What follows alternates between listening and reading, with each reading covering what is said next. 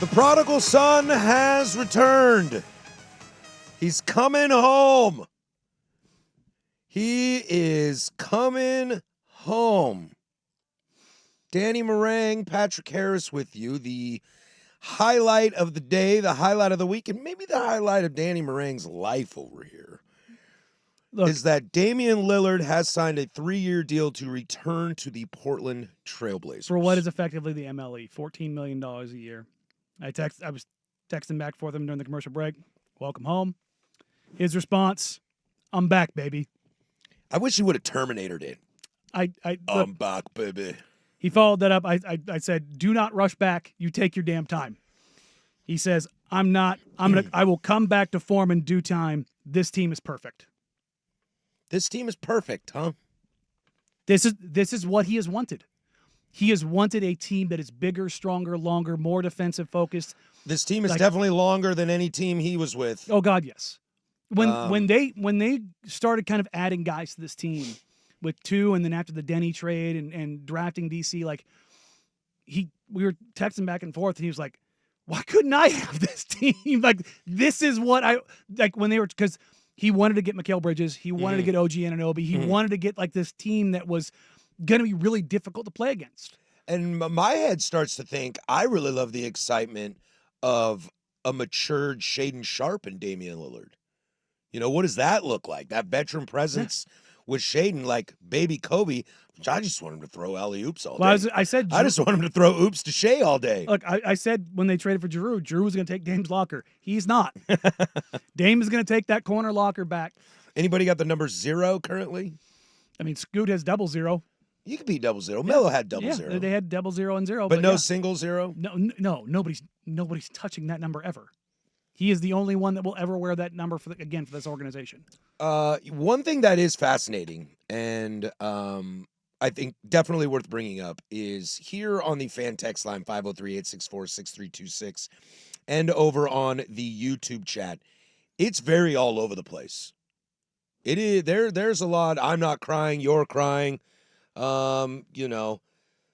Look, if you can't hear it in my voice, I'm smiling ear to ear, man. I'm stoked. I need to check my pulse. I'm gonna cry, etc., stuff like that. But then there's some other ones that are kind of like, why did we do this? This isn't worth the money, etc., etc. It's not worth the money. 80% of Damian Lillard at the MLE is worth the freaking money. Stop it. And I'm just saying. I know. I'm telling them, stop it. Stop it. This is one of the more longer withstanding moments in Portland sports history. I mean, it's not quite a title, but I guess today will be known, right? The day Dame came home. Yeah. I mean, look, I'll reiterate what we said when the news broke. You know, they've already got Chris Haynes has already reported out there that Joe and Dame have smashed all of that stuff. And I think it just tells you that there was no beef really to begin with. Well, there was. I'm sure there's a little bit because nobody wants to break up. No, there were some hurt feelings on both sides. And I know Dame's representation when, Dame left for Milwaukee, Goodwin and Joe were good. Mm-hmm. They were like, things got contentious, and they do. Like, that's the business side of basketball. The feelings get hurt on both sides. And when I wrote about it when the trade happened, documenting the whole 89 days thing, both sides regretted how they handled certain things. Sure. If they could go back and redo some certain things, they would go back and redo certain things. I think we all look at that with some stuff. Yeah, and now with that in the rearview mirror, have fun with this, man. Celebrate this. And everybody's like, oh, this, that, and the other. What about Scoot? And like, Scoot better figure it out. Do you think that's where we're at with this? Scoot better figure it out. They don't go make this move with like an eye on the future if they think Scoot's going to figure this out right now. You think this is an indictment on Scoot? I don't think it's an indictment but the business is the business. They're saying Dame coming off of an injury, not this year, but next year, is more helpful to them going forward. Fair. You know what I can't break from my brain? This is the greatest trade in the history of the NBA. Assuming Dame comes back healthy. Here's a good question. Assuming Dame comes back healthy. Well, maybe not. The SGA Paul George situation. What's the mark? What level of Dame? Like 75%, 70%, 80%? Like 75% of a top 75 player of all time is pretty damn good. Right? That's pretty damn good. Coming off the Achilles injury. Yeah. And as I mentioned, how smart, how much he cares. Yeah. Like, Yeah, and he gets it. He knows how much it. his voice resonates. I mean, you now have two unassailable dudes in your locker room in Drew and Dame. Unassailable. You don't think there's too many? No, because both those guys played on the Olympic team together. They know each other very well. They're tight. They got a good relationship. When Drew was traded here, Dame reached out to Drew and was like, "No, man, you'll be good there." Because that's what it feels like. It feels like Drew is supposed to be that guy, and now he's Drew overshadowed. No, he's not overshadowed. Drew has been in the shadow everywhere. He was not the number one with Giannis. He was not the number one in Boston with the Jays. He is a dude among dudes. Drew gets all of it. Where is Joe Cronin right now? I would imagine at the PF. At the Summer League? No, I mean, I guess they could be in Vegas still. Could be in Vegas. They are playing the night, so I know he's been down there, but I don't know if he came back already. But business is conducted in Vegas. So. When was the last time you saw a player traded and then becomes a free agent, however that happens, and goes back to the team that traded him? At the very within a few years. At the very end of their career, it happens, but not like this. Yeah, you get traded and you play another 10 years. This is a one-off circumstance. I mean, that's what this is. It's a one-off. This is kind of crazy. No, this is an insane story. Will, are you alive in there? Yeah, man. I love this kid. It's cool. It is cool. I haven't decided where to wrap my brain around the basketball portion of it. I'm still kind of just thinking about Dame being in the city. You know, Dame is the most beloved figure in the history of the Portland Trailblazers. Right? Dame won. Bleacher Report ranked Clyde 1.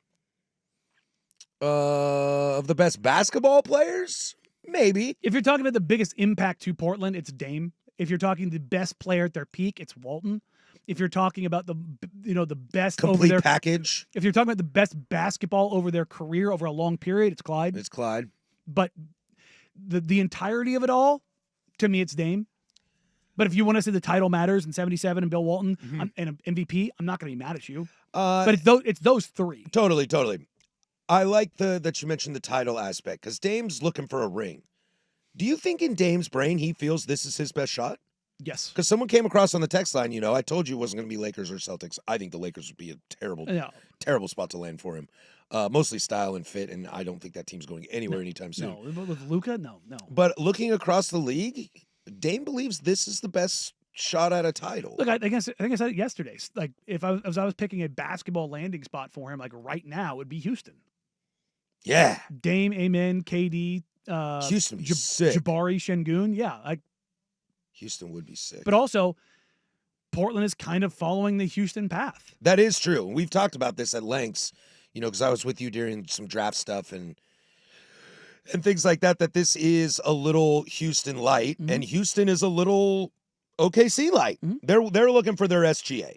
They're not quite. Well, I mean, that's why they went and got KD. Exactly. Because they don't have a 24-year-old SGA. No, they didn't have the offense kind of revolves around the sun kind of guy in KD. Like, that's what the playoff series they had, it was just like, oof, this is hard to watch. Their offense is really bad. I do like the concept though that it does put guys on watch, because I think there is an aspect of somebody like Scooten and even Shea at the two, like, of kind of like, I know I'm going to be here. I know this is my spot. I know I'm going to get my reps.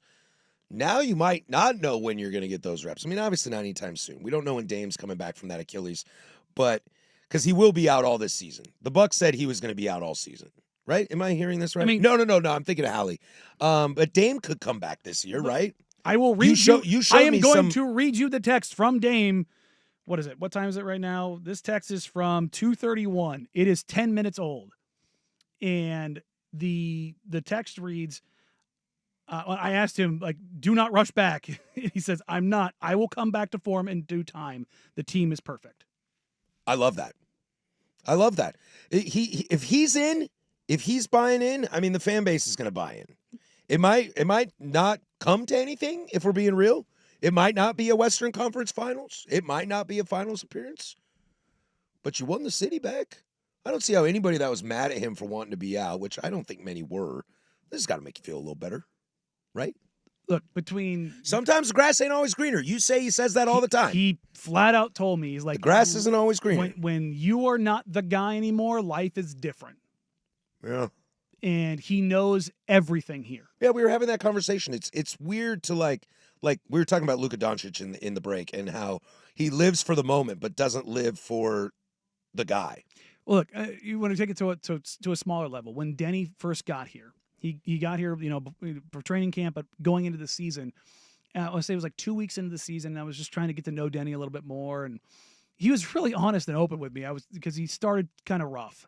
I'm like, how you doing? Like mentally, man, like where are you at? Sure. Like, you're still a young guy. And he goes, Danny, man, like, I don't, this is an excuse because nobody recognizes the fact that I'm 23 years old. Like I'm still young. He goes, I moved out here. I don't know anybody here. I don't even know the name of the person who just gave me a massage. That's a pretty mature 23-year-old. Oh, dude, Denny's maturity is beyond what you would imagine. He is super smart with that. But like guys that are that mature in the life stuff, it typically impacts the basketball and it allows them to process changes and things that are different and be okay with it and not have it be a problem in the long run. Sure. And, with Dame, he's a guy from day one when he got here was in the spotlight and was, there's only one time I know in his career where when he was healthy at any given point, he did not make himself available for an interview. And it was because he was super pissed off. One of my favorite Damian Lillard moments is him walking across the Burnside Bridge. Oh, during the protests. Yeah, during the protests. That's awesome. That's how you know this city loves him. I mean, he gets it.